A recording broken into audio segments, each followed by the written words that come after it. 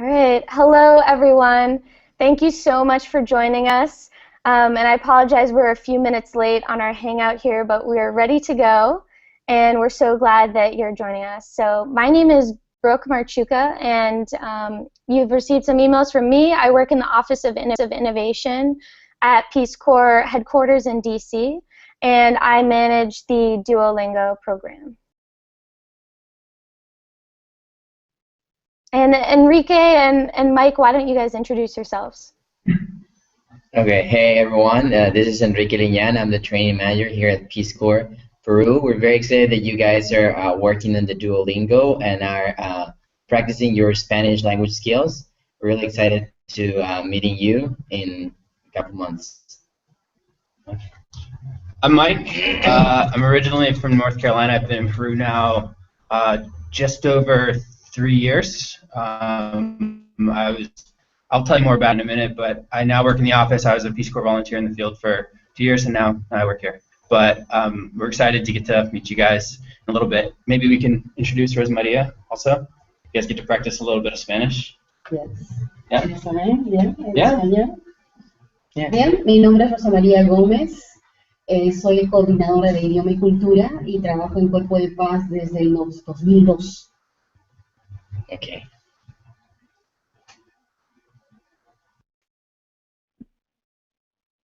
Great. Hi, everyone. My name is Marcela Trask, and I'm the Country Desk Officer for Peru and Guyana.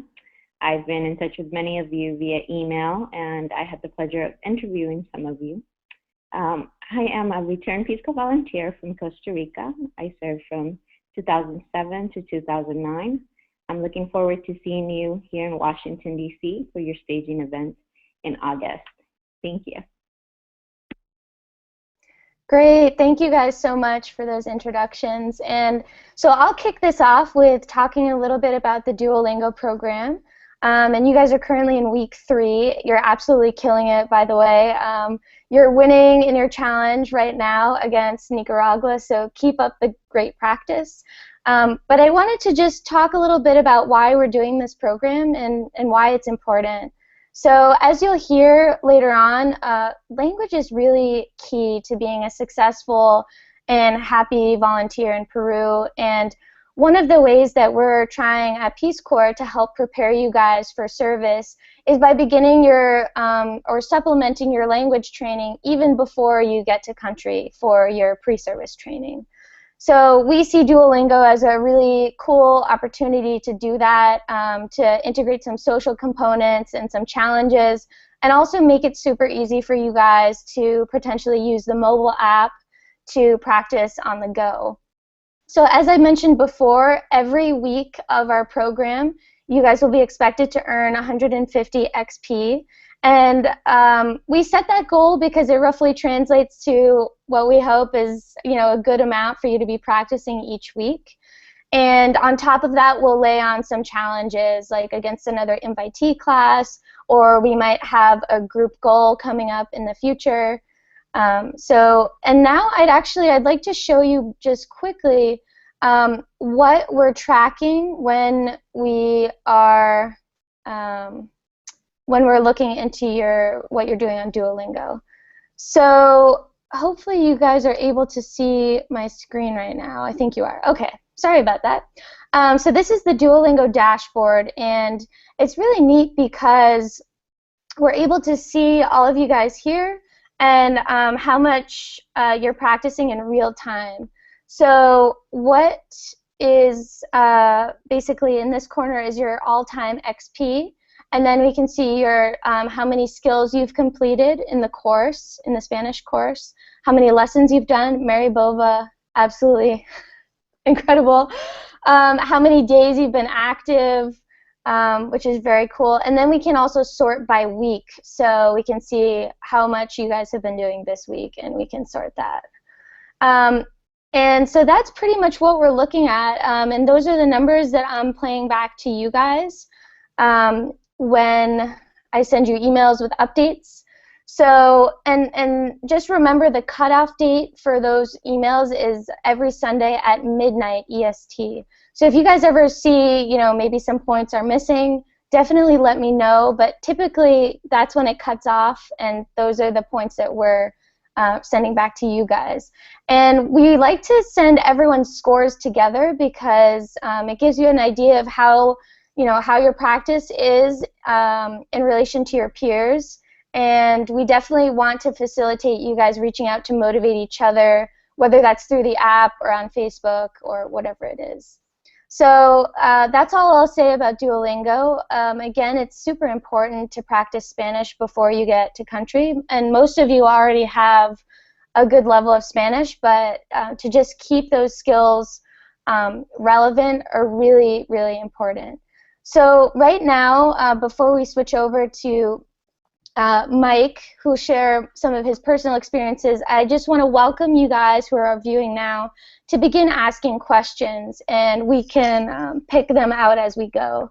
So in the bottom left corner of your screen, it says be part of the conversation. So if you click that, you should be able to type in questions, and we'll start receiving them.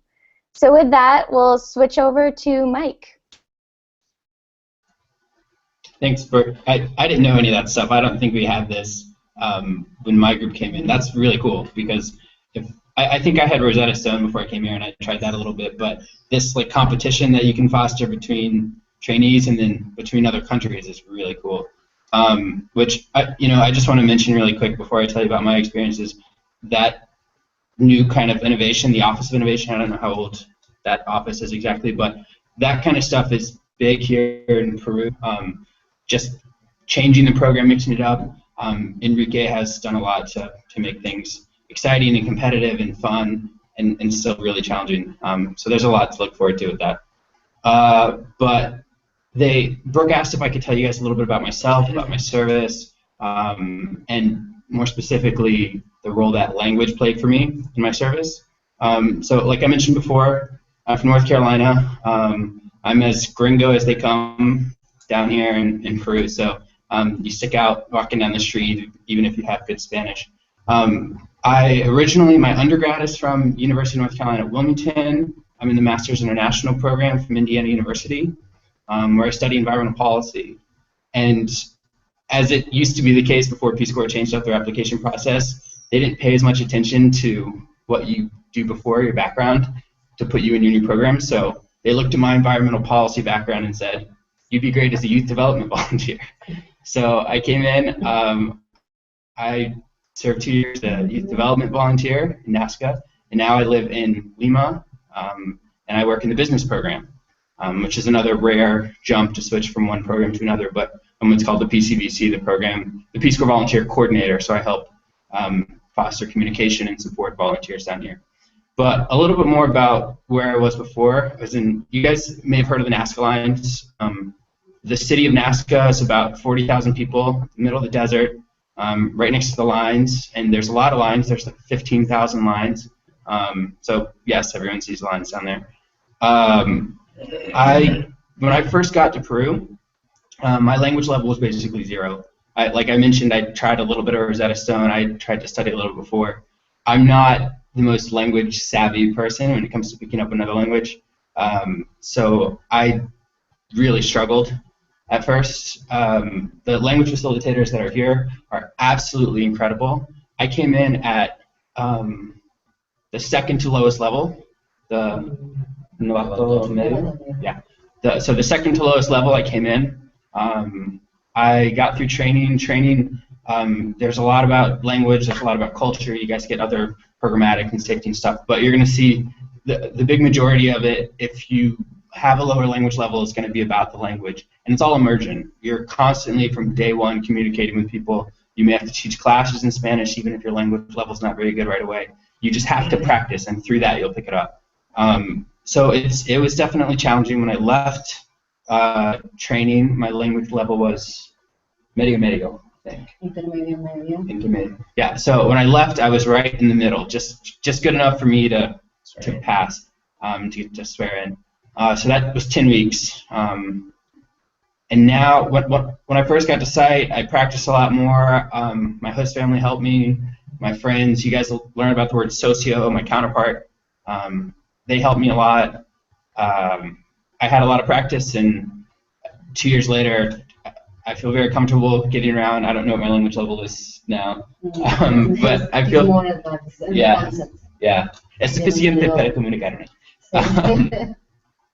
But so I just wanted to say a little bit about how language helped me define my service.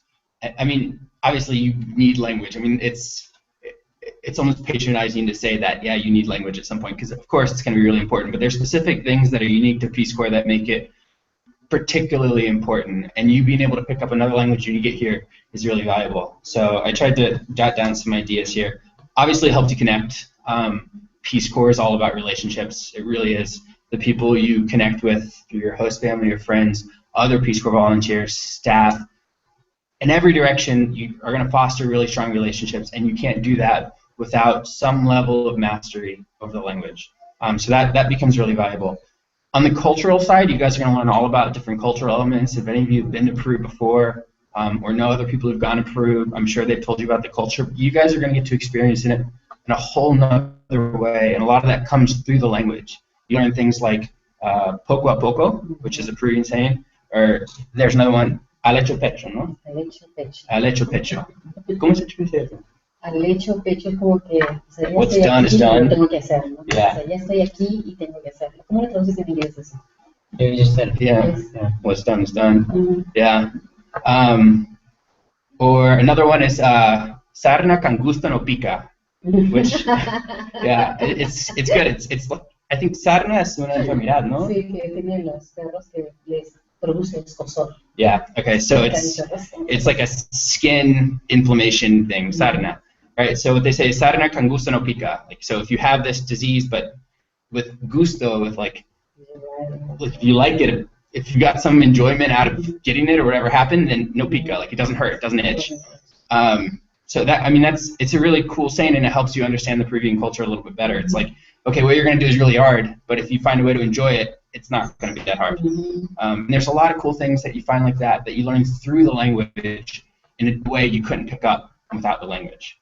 And in that same regard, your language as a Peace Corps volunteer is going to help grant you access to places that nobody else can go.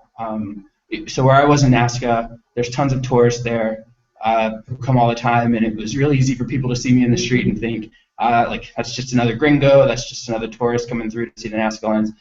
But I could go into the schools, I could go into people's houses, I could go into the health center, I could go into all these different places and communicate with people using not only Spanish, but also like local slang and the jerga and that kind of stuff to really connect with people. And that kind of access is something that you really need your language to be able to do. So I guess I could also tell you guys a little bit about the projects and the work that I did. I had two main projects. My first main project was called Pasos Adelante, which translates steps forward. It's a well-known project here in Peru that a lot of health and youth volunteers do. It's basically a 15-class program where you teach high school students about everything from self-esteem to leadership to gender identity, sexual identity. You teach about HIV and AIDS, STDs, condoms, drugs, alcohol, all of it. You cover it all. And you train these kids. They then become what are called PEPs, Promotores Educadores Pares, or peer promoters. And then they go back to the schools where you found them, and they teach their peers. And it creates this cycle. So these kids are, once they learn, then they teach the next group of kids, and they teach the next group of kids. It's part of how we practice the sustainable cycle down here. So I had that project in 5 different high schools with the Red Cross, and it was funded by the local government there. And it was good. We had about 50 kids, and the results, this is not common. Don't manage your expectations as you're coming into it, but the results we got back were incredibly, incredibly positive from the very beginning. We saw teenage pregnancy rates drop. In one school, completely eliminated teenage pregnancy for 2 years. Another school, there was a gang that was in the school that somehow disappeared. All the principals in those schools came back and credited it to the program. So it was really great. It was awesome to see it. And now the Red Cross in Nazca continues with that program, and the ideas of that program will continue for some time. Hopefully. We'll see how it actually turns out. I'm actually going back down there in a couple hours to visit, to see how it's going. The other main project that I had was called Escuelas Ecoeficientes, or Eco-Efficient Schools, and that was a project I had with a team of environmental engineers from the from the local government, from the municipality, and we had an environmental youth group called Guardianes del Planeta, like Captain Planet, like the Guardians of the Planet, and we did climate change classes in the schools. We helped deliver recycling bins. We set up trash management plans for the schools. We had a recycling fair, all kinds of cool stuff over the 2 years that were a lot of fun. That project's not quite continued with the same sense of sustainability as the other one, but it was a lot of fun, and the local government actually got recognized by the national government for helping support that project while I was there. Those are my two main projects. You're going to find that a lot of volunteers have their service in part defined by one or two main projects, but everyone's involved in a lot of other little stuff as well. The only other thing I wanted to mention to you here before we open it up to Q&A, I guess. Brooke asked if we had any funny anecdotes or embarrassing things that happened. So I have some. I asked around a little. For me, one of the first ones that I had, schools, and the local news media came out and they were interviewing me for this project that we had, and they said, like, ¿Cómo son los alumnos? Like, how are the kids doing? What do you think of the students? And I said, oh, son muy simpáticos, which, like, you would think that just means, oh, they're really nice. But simpáticos can be, like, nice. Like, they're good looking, is what they're handsome, is what I said. So that was not a fun day. There's also, I mean, you have those moments where you want to say, like, you're excited for something, like, oh, estoy emocionado, but you say estoy excitado, which instead of saying I'm excited, that means I'm horny. Or estoy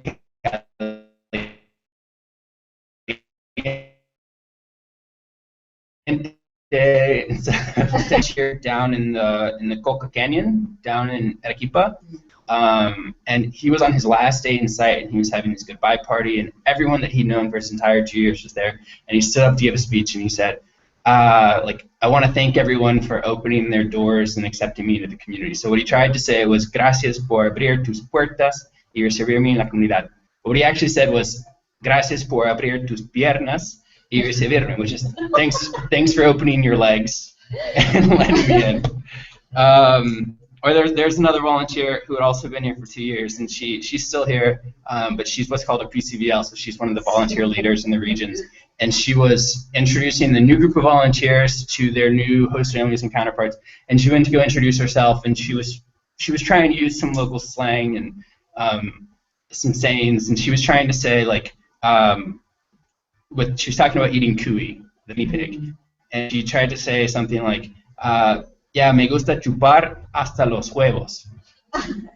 She tried to say hasta los huesos, so it's like, oh yeah, I eat it all the way down to the bones, because they're like, people here will just suck the meat right off the bones. But huevos means like testicles. So she said, yeah, I eat the guinea pig all the way down until I suck the balls, pretty much. So there's a lot of bad ones. I think my worst one personally, I worked in the schools, and I knew a lot of people around the community, and some church ladies one day invited me to lunch at one of their houses, so I went to their house, and it was these two, like, 60 or 70-year-old church women, and then the principals from one of the schools where I was teaching sex ed, and my family has a goat farm. They make cheese, and I was trying to explain to them how to make cheese, and I didn't know any of the words like pasteurize or flocculation or any of those big words. I couldn't say any of that, because this was when I first got to my community.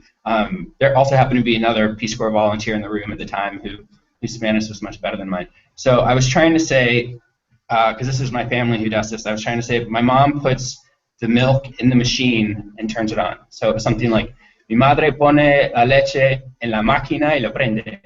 But the word máquina has a little accent in it, and if you don't say it with the accent, you say máquina, which sounds like vagina. So I was trying to say my mom puts the milk in the vagina, I can't even say it in English. My mom puts the milk in the machine and turns it on, and I accidentally said my mom puts the milk in the vagina and turns it on. And so as I was telling them about this, I didn't know what I was saying. I didn't know I was saying it wrong. And you know, in that kind of situation, you'd think that they would correct you, but they just thought it was hilarious. They were just snickering like, oh, they thought it was so funny. And they had me repeat it 3 or 4 times until the other Peace Corps volunteer in the room was finally like, you don't know what you're saying right now. So it was, I don't know, it's not fun at the moment when that happens, but like looking back at it, it's hilarious when that kind of stuff happens, and it in a huge way, those moments, you know, foster friendships and relationships in a way that you couldn't do across the same language. I hope I covered it all there, Brooke. I don't know if there's anything else you want me to add in, but is there anything else you want me to add in before Q&A, or do you want to go ahead and open it up? Well, first of all, thank you so much for sharing those stories, Mike. Pretty hilarious. So thank you. And why don't we actually, again, remind everyone, if you want to start asking questions, please do. And you guys can just type them in, and I'll get them on my screen, and we can start answering. But otherwise, why don't we shift over to Enrique, and he can tell you guys a little bit more about what you can expect when you get to country in terms of your language proficiency exam. So actually, LPIs happen before you get to country, okay? Rosa Maria is going to tell you a little bit about it, and then I'll follow up with the logistics of it. Okay. Well, concerning the interview, all you will have 3 interviews during the PST. The first interview will be on Wednesday, 8th, and Thursday night on July, and this first interview will be by phone. But for ¿cuándo la próxima semana enviamos? Yeah, we'll be sending out the link later today or next week. We'll be sending out the link where you guys can. It's Calendly actually. If you use it before, you just go there, click, write your name, your email address, and your phone number, and then you'll choose one of the dates and times that best fit your schedules. We need that all the candidates try to find a good place, one good acoustic, because all the language testers need to record this interview. Usually the interview during 20 or 30 minutes, no more. Okay. Just real quick, try not to be nervous about it. I did really bad on mine. It's not like if you don't do well, you don't get to come to Peru. Just have at it, and you'll learn the rest of the language when you get down here. Yeah, and we all know that it's very challenging to have a phone conversation in a foreign language. You know, so we are aware of that. Okay, the language facilitators, the language examiners, testers, they know that. They'll be asking you questions just to know that your level of Spanish is basically conversational Spanish. So, I mean, Duolingo definitely helps with that because you're reviewing your vocabulary. If you want to prepare for this LPIs, just think about like questions that you get asked when you are when you would be dealing with people here, your counterparts, like basically conversational Spanish. This is the first interview. This is very important for us because we need to organize the future classes for all the PCTs. But I recommend that you don't feel nervous. Try to relax for the conversation. But in the first 2 weeks in the PST, maybe all the trainees, if we need to move other class, we can move because maybe someone feel nervous in the first interview, and during the PST feel more comfortable and improve your Spanish very well, and maybe we need to move to other classes too. Yeah, we usually group trainees by language level and also by program or sector. Okay, so then once you get here, you'll meet with language and culture coordinator with Rosa Maria. She'll tell you which group you have been assigned to, and then you'll start working. And like after week 4, then you have a second interview, language proficiency interview, and then we'll determine if you have moved up a couple, 1 or 2 or 3 levels, and then we'll place you in a different class. With different And with a facilitators. different language facilitator. Yes. Okay, so please be on the lookout for that email that I'll be sending out later today. Okay, and please do let us know if the times that we're proposing do not work with you. Send us an email, and then we'll see how we can accommodate that for you. Okay. Great. Okay. Well, thank you guys so much for that explanation, and we do have a couple questions here. So the first one is, how exactly, or how does language or someone's language skills affect their placement in Peru, like their site placement? Okay, And, so yeah, thank you. Sorry. okay, so we definitely we take a lot of things into consideration for site placement, and that's you have chat with your program managers and your programming and training specialists during the first weeks of PST, of pre-service training, and then there's a list of criteria that we take into consideration. It's not only language level, it's also your background, the kind of work the socios in that community are doing, and how that matches your CV and your experiences. And you need all trainees need to get to the intermediate mid-level. That's the requirement, the minimum requirement. Because as Mike has said, he was at that level, and the work he did in the community and the time he spent there helped him improve his Spanish. So it's definitely it's not a factor that we definitely consider to assign you to one or another place. We want all trainees have great experience and are ready to serve in any of the communities that we have here in Peru. So we just give you the training that you need to reach that minimum level. Okay, great. Thank you, guys. I just wanted to actually.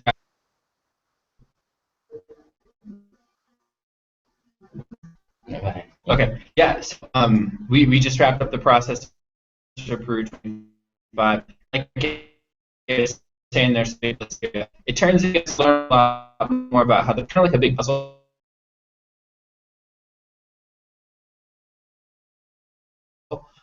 You guys the doing program,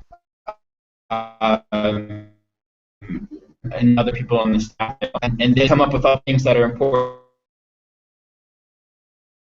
to also your experiences and that kind of stuff. They also know the communities really well, and they have like this. It goes into that. Remember that it thinks a lot about other stuff, and you'll have time to give it like a puzzle board, a puzzle piece. All right, thank you guys for that answer. We do have another question related to indigenous language in Peru, and how do you go about training trainees in Quechua, and how many of them can expect to use it in their service or at their site?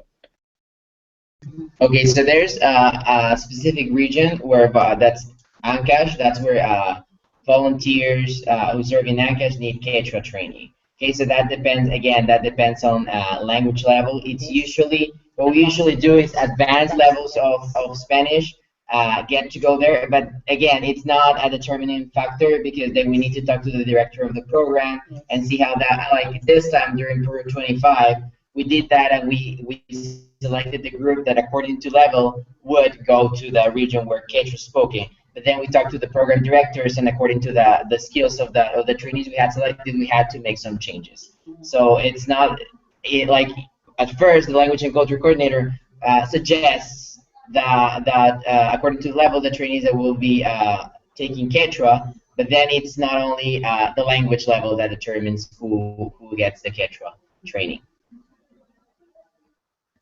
All right, great. And one last question is related to, I guess, Peruvian slang or Peruvian Spanish.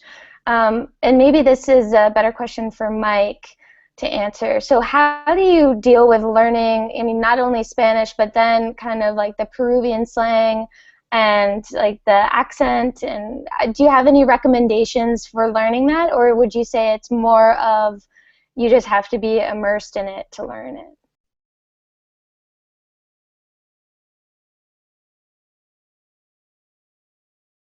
So the question cut out there a little bit. The internet got bad, but I just tell me if I understood you correctly. The question was about Peruvian slang and how do you navigate picking up the slang in addition to the language. Is that correct? Here's a little secret, and to be perfectly honest, I didn't realize this for. It took me over a year to finally get this. Coming in with a low language level means that you get Peruvian Spanish. To be honest, I struggle to know what is Peruvian slang versus just Spanish. I don't really know. Like it comes to you as naturally as does the rest of the language, which for some people is very easy, for some people is very difficult. But when you first get here, it's easy to be frustrated looking at the other advanced Spanish speakers and thinking like, oh, it's so easy for them, they have it all. It's like, you know, it's not as much of a challenge for them, and there's maybe some truth to that. But at the end of it, as a lower language speaker, you pick up really Peruvian Spanish. I now have people tell me every once in a while, someone will say, oh, you speak really good Spanish. And that's a lie. I don't speak it. And my Spanish accent, even though it's still really gringo, it's Peruvian. So volunteers who were in maybe they studied abroad in Spain, or maybe they used to live in Mexico, they really struggle to pick up the slang. The truth is the slang is more difficult for the advanced speakers. Yeah, but then we do get language training on that. Like this week, actually, our trainees are learning a lot of slang during PST with language facilitators, and they do, with their host families too. You know, they love to share those words with host families. Just love to teach those words to trainees. So don't worry about that. You'll definitely get a chance to learn all those slang words. Yeah, you'll get plenty of time. Great. Well, thank you all so much for answering those questions, and hopefully that helps for our viewers. And I encourage you guys, if you have any last-minute questions, make sure you send those in. But for right now, I'd like to pass off to Marcela, and she'll let you guys know when you'll be hearing from her next. Thank you, Brooke. I've been emailing you if maybe I've gotten an email from the pre-service nurse, as many of you are still working on the last few things to get your final medical clearance. I have most everyone's passports, but you know, if there were any issues with that, I've also gotten in touch with you. But we should be all set to go, and you will be contacted by Sato Travel in about 3 weeks, and they will be the ones that will be working with you on booking your travel to Washington, D.C. to staging. And any questions that you have, please feel free to email me or give me a call. In about 2 weeks, I will be emailing you what is called the Bridge to PST. And this is going to be information that will be helpful to you, just giving you a better idea as to what happens after staging. And it's really good information about Peru. I get that sent from Enrique. And we'll also be setting up a conference call with both Enrique, with the country director, Palmer Peacocks, and the director of programming and training, Don Crosby. So I will be sending out instructions for that, and maybe we'll do a Google Hangout too. This is pretty cool, but we typically just use the phone, just a regular conference call. But again, I'm here. I am your resource, and I'm very excited to meet all of you. Thank you. Great. Well, thank you, Marcela, and thank all of you guys for joining us who are viewing. And just keep in mind, I think the message is don't be too nervous. Practice your Spanish as much as you can and prepare for your first LPI that Enrique is going to contact you about. And overall, just get excited. You guys are about to embark on a life-changing adventure, seriously. So get excited, and we're all here to answer any questions you guys have. Marcela can answer more than I can, but if you have questions related to Duolingo, definitely reach out to me. So again, thank you all for joining us, and we are going to close out this session. So thank you all.